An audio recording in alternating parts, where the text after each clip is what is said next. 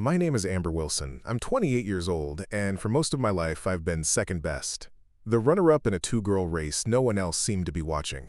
In my family's eyes, my older sister Harper could do no wrong. The perfect daughter. The future CEO. The chosen one. So when the invitation came to attend a, quote, family financial meeting at Grandpa Maxwell's estate in New Hampshire, I wasn't surprised. Nervous? Yes. Hopeful? A little. But mostly, I braced myself for another round of applause for Harper, and a polite nod in my direction. Growing up as a Wilson meant growing up with privilege. 5 acres, tennis courts, summer homes. But for me, it also meant invisibility. When I won the state science fair at 9, my parents missed the ceremony. Harper had a cold.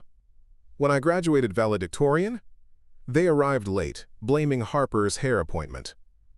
My victories were always footnotes to her spotlight. Harper was 3 years older, stunning, confident, and already molded into our father's image.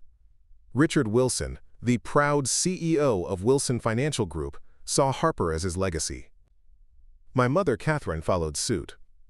But there was one person who saw me, really saw me, Grandpa Maxwell.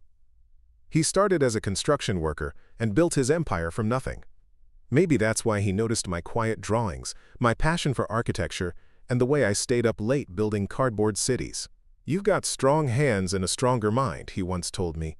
"The best buildings stand tall not just because they're beautiful, but because they're built to last." He was the only one who encouraged me to follow my own path. So I did.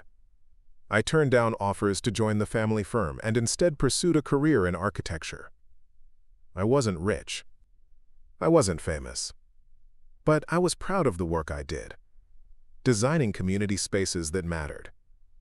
And then, 2 weeks ago, everything changed. A call came from Grandpa's longtime attorney. "Mr. Wilson requests your presence this weekend at Lakeview Estate. It's regarding family financial matters. Everyone will be there." My hands shook. I hadn't seen most of them since the last Thanksgiving disaster. I wasn't sure what awaited me at the estate, but I knew one thing for certain. Something big was coming. Lakeview Estate hadn't changed. Still postcard. Perfect. Still frozen in wealth and tradition. The stone columns, the manicured gardens, the glass doors that whispered luxury. But underneath it all, the tension was thick enough to choke on. I arrived early, or so I thought. Harper's BMW was already parked in the driveway, perfectly centered between the lion statues. Of course it was. She was always early for performances, where she played the star. I walked in through the side entrance. I didn't feel like making a grand appearance. Besides, I knew exactly where they'd be. The sunroom. And there they were. My parents on the love seat. Harper poised like a politician on the chaise lounge, sipping tea from Grandpa's favorite china. She looked up, fake surprise in her eyes. "Amber? Wow, you made it." I gave a polite smile. "Hello, Harper." Mom barely glanced at me. Dad gave me a tight nod. "You look healthy. Not good. Not nice to see you. Just healthy." Like I was livestock. Then Grandpa walked in. Cane in hand, posture stiff but eyes sharp. He smiled when he saw me. A real smile. The kind that warmed my chest. "You're here," he said, walking over to hug me. "Good, we're all here." Harper's smile faltered. We were ushered into the formal study, leather chairs, bookshelves, that intimidating family crest above the fireplace. The lawyer was already waiting, papers stacked, glasses low on his nose. "I've been instructed to share a preliminary distribution plan," he began. Harper leaned forward, practically glowing. I stayed silent. Then the words hit the air like a bomb. $5 million to Harper Wilson." She gasped. Mom clapped her hands softly. Dad beamed. "And to Amber Wilson." I held my breath. "A bequeathment will be addressed in a private session, as requested by Mr. Maxwell." Silence. Harper blinked. "Wait, what?" Grandpa just smiled, and for the first time in years, I saw fear in her eyes. After the awkward reading in the study, the lawyer politely excused the rest of the family and asked me to stay behind. Harper protested. "Why does she get a private session?" "What kind of game is this?" Grandpa just said. "Because it's not your business, Harper." She huffed, grabbed her designer purse, and stormed out. My parents following, whispering sharply to each other. The door clicked shut. And then it was just me, Grandpa, and Mr. Calloway, his longtime attorney. Grandpa leaned back in his chair. He looked tired, but there was a certain light behind his eyes. One I hadn't seen in a long time. "I want to explain why I did what I did," he said. I nodded, not trusting myself to speak. "You know I built everything I have from nothing," he said. "No help, no inheritance. Just a shovel, calloused hands, and a stubborn belief that hard work matters." "I know," I whispered. He smiled gently. "And I've watched for years as your parents molded Harper into their idea of success. Flashy, obedient, always saying the right thing, but not once did I see her work for anything that wasn't handed to her." He paused. "But you turned down everything they offered and built a name for yourself from scratch. You chose integrity over comfort. That means something to me." I swallowed hard, heart pounding. Mr. Calloway opened a folder and slid a document toward me. "This," he said, "is the real will. The one that hasn't been disclosed to the rest of the family yet." My hands trembled as I read it. The truth hit me like a tidal wave. The estate. The business. The rest of his assets. Everything was left to me, not Harper. Me. I looked up, stunned. "Why?" Grandpa smiled. "Because you earned it, Amber.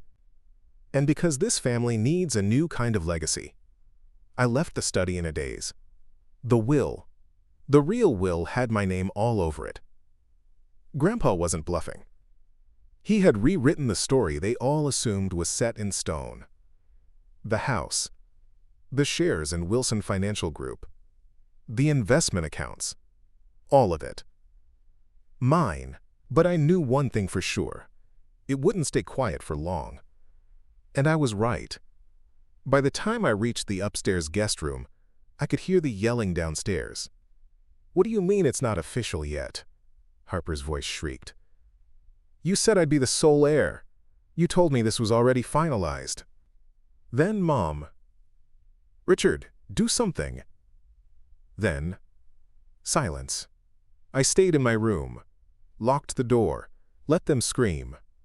But 20 minutes later, there was a knock. Aggressive. Familiar. I opened it to find Harper, her eyes red with rage and entitlement. "You always loved playing the victim," she spat. "But now you're just playing dirty." "I didn't ask for any of this," I said calmly. "Don't give me that 'I'm so humble' act, Amber. You think you deserve what he built. You didn't even want to be part of the company." "No, I wanted to build something of my own." "And I did. That's what Grandpa respected." She laughed bitterly. "He's senile. Manipulated. You're taking advantage of an old man." "He's not confused, Harper. He's finally clear." Her lip curled. "If you go through with this, you're destroying the family." And there it was. The classic Wilson guilt trip. Everything wrapped in legacy and reputation. Never once about love. Never once about fairness. I looked her straight in the eyes. If this family was built on favoritism and silence, maybe it deserves to fall apart. She stared at me like she didn't recognize me anymore. Maybe she didn't. Maybe for the first time, I wasn't the shadow. I was the storm. The next morning, the estate was eerily quiet. The usual sound of dishes clinking and staff bustling about was replaced by closed doors and cold tension. I sat on the balcony with a cup of tea, watching the lake shimmer in the early light. Then Grandpa called for me. His voice, though older, still carried weight. I found him in the study, where it had all started. He looked tired but calm. "I assume Harper knows," he said. I nodded. "She had to find out eventually," he sighed. "But there's one more thing I need to do. Today." I raised an eyebrow. He motioned toward a small wooden box on the table. Inside were handwritten letters. Dozens of them. Some addressed to me, others to Harper, my parents, even a few longtime board members of Wilson Financial. "I've spent the last year writing these," he said. "Explaining everything, the why, the when, the how. Because when this goes public, I want there to be no doubt." I gently picked one up. It was addressed to my father. Grandpa continued, "I've scheduled a family meeting for this evening. One last gathering. One last truth-telling. And then Calloway will begin the official execution of the will." I felt my throat tighten. "Are you sure you want that kind of confrontation?" He looked at me with the same steel I'd seen when I was 8, and fell off the dock, and he jumped into the lake without hesitation. "I've spent most of my life building things that last. Now I'm making sure the people I leave behind learn to stand on what's right, or fall with what's rotten." I sat back in the leather chair and exhaled. This wasn't just about inheritance, it was about legacy. And Grandpa wasn't just handing me wealth. He was handing me the responsibility to carry his truth. That night, the reckoning would begin. That evening, we all gathered in the grand dining room. The air was tense. No one was eating, no soft jazz playing in the background, no cheerful small talk, just tight smiles and cold eyes. Grandpa entered last, slowly but proudly, carrying the wooden box filled with letters. He didn't sit at the head of the table. He stood. "I've asked you all here," he said, voice firm, "not just to divide what I built, but to explain why I've made the choices I've made." Harper immediately folded her arms. My father sat rigid while my mother clutched her pearls like they might defend her from reality. Grandpa opened the box and began distributing the letters, one by one. "To Richard Wilson," he said, handing it to my father. "To Catherine. To Harper. And Amber, yours is already known." He gave me a small nod. Everyone stared at the envelopes like they were grenades. "I won't read them aloud," Grandpa continued, "but I expect you to read them tonight and understand that my decision wasn't made from favoritism or pressure, but from watching, listening, noticing who showed up when no one was clapping." Harper broke first. "This is ridiculous. You're humiliating us." Grandpa didn't flinch. "No, Harper. I'm telling the truth. Something this family hasn't done in a long time." My mother snapped. "You're destroying everything we've worked for." He turned to her. "You worked for appearances. I worked for legacy. There's a difference." Then he looked around the table. "I want Amber to lead this family's future, because she knows what it's like to be overlooked, and she chose purpose over prestige." Silence. Tears welled in my eyes. Not because I wanted revenge, but because for the first time in my life, I was being seen, not as a shadow, but as the one holding the light. The room was quiet after Grandpa left. Each of us sat there, holding an envelope like it weighed 100 pounds. Harper was the first to tear hers open, aggressively, like she could rip through the truth if she just pulled hard enough. She scanned the page. Her expression shifted. Confusion, then disbelief, then rage. "This is character assassination," she spat, voice shaking. "He called me entitled, manipulative. Says I used charm to avoid responsibility." My mother gasped. "He didn't." Harper stood up.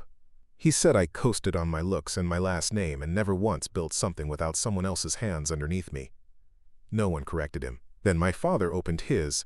He didn't read aloud, but his face turned pale. After a moment, he muttered, "He knew. He knew I sold off parts of the company behind his back, that I siphoned money from the community fund to cover Harper's expansion plans." My mother shrieked, "Richard!" He ignored her. "He said I lost sight of the company's roots, that I turned a legacy of integrity into a brand built on illusion." For the first time, he looked ashamed. And then it was Mom's turn. She opened hers slowly, like she already feared what waited inside. Her lips tightened as she read. "He said I protected Harper because she was beautiful, that I saw her as my second chance to be adored, the way I never felt in my own youth." that I pushed Amber aside because I couldn't stand to see myself in her. My breath caught in my throat. She didn't look at me, didn't say sorry, just folded the letter and put it in her lap. Like burying, it could erase what it exposed. And in that moment I realized, these weren't just letters, they were mirrors. And for once, they had no place to hide. Later that night, long after the letters had been read and the family had scattered across the estate like ghosts avoiding each other, there was a knock at my door. I opened it. Harper, no makeup, no posture, just her, tired, pale, and human. "Can we talk?" she asked quietly. I hesitated, then stepped aside. She sat on the edge of the armchair across from me, staring at the fireplace even though it wasn't lit. "I read it again," she said. "The letter." I said nothing. She twisted her fingers in her lap. "I didn't know he saw me like that. I didn't know you did either." Still, I stayed silent. Let her speak. "I always thought you didn't care, that you liked staying on the outside." I finally looked her in the eye. "No, I just got tired of begging to be let inside." Her lip trembled. "I messed up. I know I don't deserve it. But I built my whole life on this future. The company. The inheritance. I don't know who I am without it." That was the most honest thing I'd ever heard her say. She leaned forward, eyes pleading. "Would you consider splitting it? Just some of it. The house, maybe. Or shares in the firm. Something." I took a long breath. Then, softly but firmly, I said, "No." She blinked. "What? You don't get to inherit what you never respected. You don't get to collect what you thought you were entitled to while stepping over everyone else." "I'm not asking for all of it," she whispered.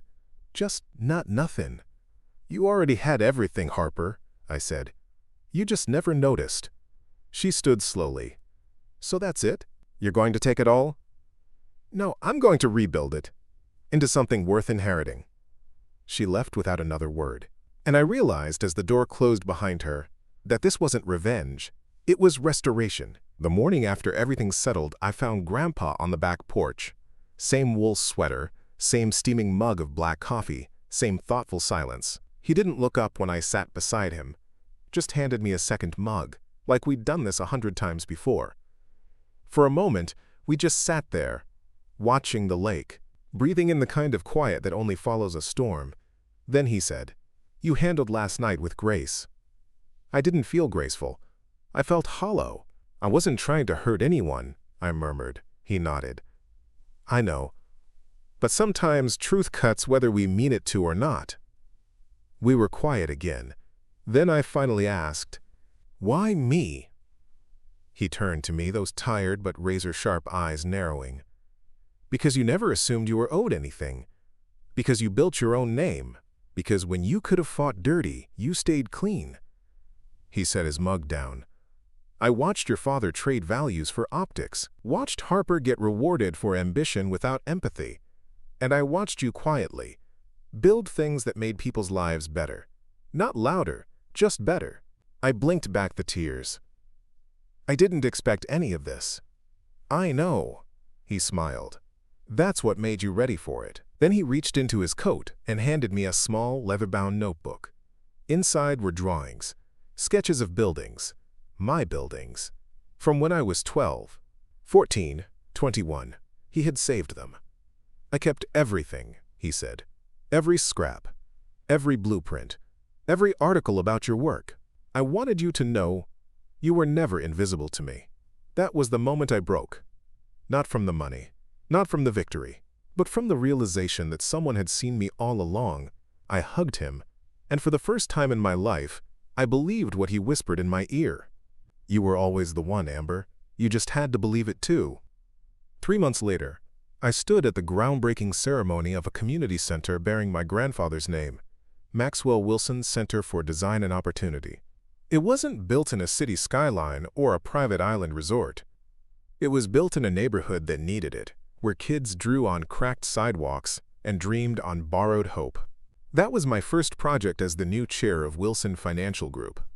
Yes, I took the helm, not to continue the legacy exactly as it was, but to reshape it. To unlearn what it meant to inherit, and redefine what it meant to lead. I restructured the company's scholarship fund. I expanded architectural grants for young women in STEM.